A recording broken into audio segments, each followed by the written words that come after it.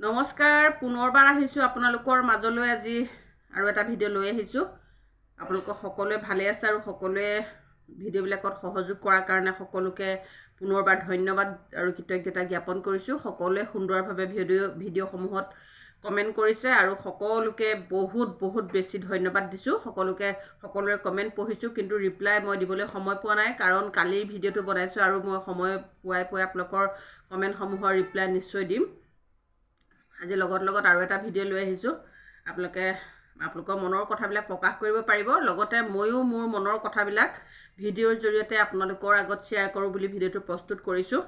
কাৰণ মনত যিখিনি কথা খুৰ ধুৱাই থাকে, সেই কথাখিনি যদি প্ৰকাশ কৰিবলৈ পাৰোঁ, তেতিয়াহ'লে নিশ্চয় মনটো অকণমান পাতল লাগে আৰু কাক ক'ম, কোনে বুজিব, কাকো ব্যক্তিগত হিচাপে এইবিলাক কোৱা কথা নহয়। গতিকে সমজুৱাভাৱে যিহেতু আমাৰ এটা মাধ্যম আছে, ইগৰাকীয়ে সিগৰাকীৰ লগত কথা শ্বেয়াৰ কৰিব পৰা মাধ্যম আছে, আৰু সেই মাধ্যমৰ জৰিয়তে মই মোৰ মনৰ কথা আপোনালোকৰ আগত অৱগত কৰিব বিচাৰিছোঁ।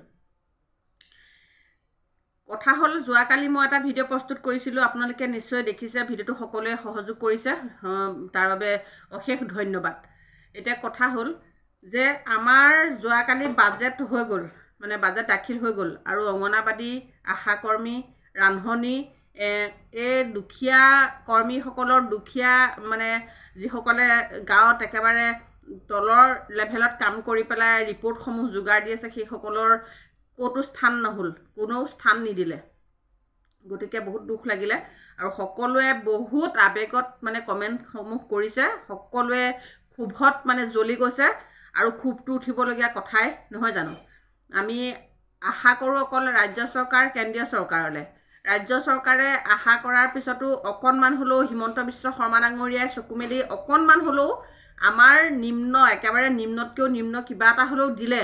কিন্তু কেন্দ্ৰ চৰকাৰে কেতিয়া, এই 15 বছৰ কাৰ্যকাল চলি আছে, 15 বছৰত সোমালে, কিন্তু নৰেন্দ্ৰ মোদী ডাঙৰীয়াই মাত্ৰ 15 বছৰত 1500 টকা দিলে।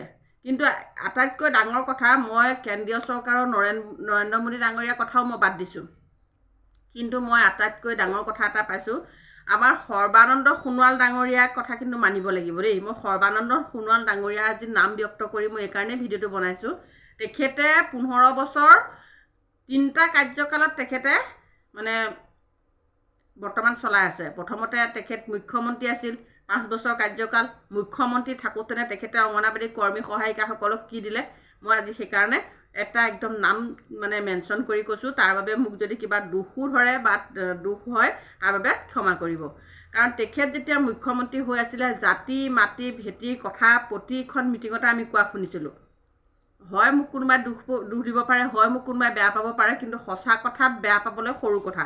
সঁচা কথা কৈ যদি মোক কোনোবাই বেয়া পায়, সেইটোত মোৰ কোনো কাণ দিবলগীয়া মই প্ৰয়োজন বুলি নাভাবোঁ। মই সেইটোত কথাত কেতিয়াও কাণ নিদিওঁ, আৰু সেইটো কথাত মই প্ৰয়োজন বুলি নাভাবোঁৱে। মোক বেয়া পাই থাকক, বেয়া পাব, যিসকলে বেয়া পাব সেইসকলে সঁচা কথাত বেয়া পোৱাসকলে তেল মৰা মানুহে হ'ব লাগিব। আমি তেল মাৰিবলৈও নাই কাকো, আৰু সঁচা কথা ক'মেই।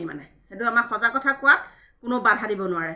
গতিকে তেখেতে যেতিয়া 5 বছৰ প্ৰথম মুখ্যমন্ত্ৰী আছিলে, তেখেতে অংগনাবাদী কৰ্মী সহায়িকাসকলক কি দিলে, ৰান্ধনীসকলক কি দিলে, আৰু আশা কৰ্মীসকলক কি দিলে, একোৱে নিদিলে।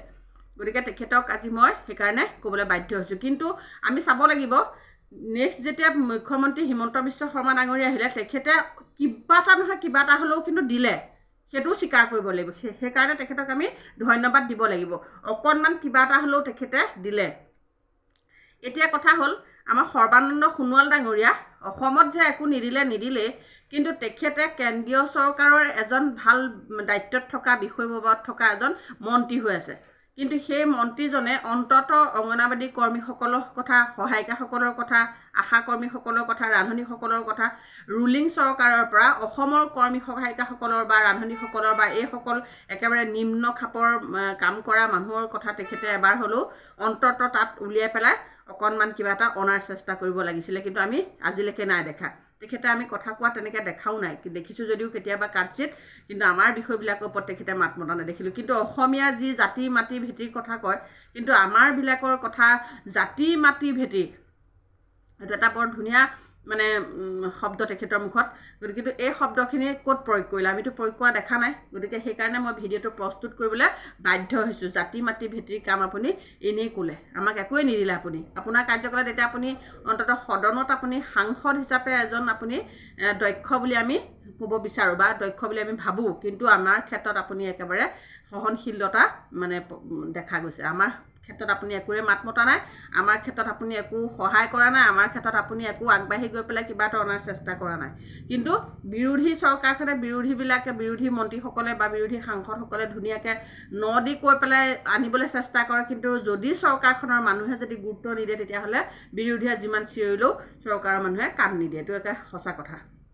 এতিয়া আমাৰ বিৰোধীয়েহে কাম গুৰুত্ব দিয়ে বিৰোধীয়েহে মাত মাতে কিন্তু চলিত চৰকাৰখনৰ যদি থকা মন্ত্ৰী MLA মাত নেমাতে বা সাংসদসকলে মাত নেমাতে তেতিয়াহ'লে বাকীসকলে মাতিটো লাভ নাথাকে গতিকে তেনেকুৱা হৈছে এতিয়া কথাটো এতিয়া আমি একোৱেই নাই পোৱা এই 15 বছৰ হ'ব এতিয়া অকল মাত্ৰ নৰেন্দ্ৰ মোদী ডাঙৰীয়া 1500 টকা এটা দিছে কেন্দ্ৰীয় চৰকাৰে মাত্ৰ 1500 টকা এটাই দিলে এই 1500 টকাৰ বৰ্তমান মূল্য কিমান বাঢ়িছে সেইটো আপোনালোকে অনুশোচনা কৰিব লাগিছিলে বৰ্তমান সময়ত বস্তুৰ মূল্য ইমান দ্ৰুতগতিত বাঢ়িছে কিন্তু 15 বছৰ আগত যিটো মূল্য আছিলে বস্তু সেই মূল্যটো এতিয়া জানো বস্তুবিলাকৰ মূল্য সেইটো হৈ আছে সমান হৈ আছে কিন্তু সেই 1500 টকা ঠাইত আকৌ 3000 টকা হ'লনে দুগুণ বাঢ়ি গৈছে নে বস্তুৰ দাম কিন্তু আমাৰ আঁচনিখনতে মানে একেটাতে গাঁঠি লাগি থাকিলে আৰু মানে পইচা পাতি বঢ়োৱা কোনো ছিষ্টেম নাই এই আঁচনিখন মানে কিনো কাৰণে এনেকুৱা এটা পৰ্যায় এনেকুৱা এখন আঁচনি মানে দিছে আৰু যিখিনি মানে কাম আমি নিদিলে চৰকাৰখনে কামখিনি সুচাৰুৰূপে কৰিব নোৱাৰে একেবাৰে তলৰ পৰ্যায়ৰ কামখিনি আমি কৰি দিব লাগে কিন্তু আমাক আকৌ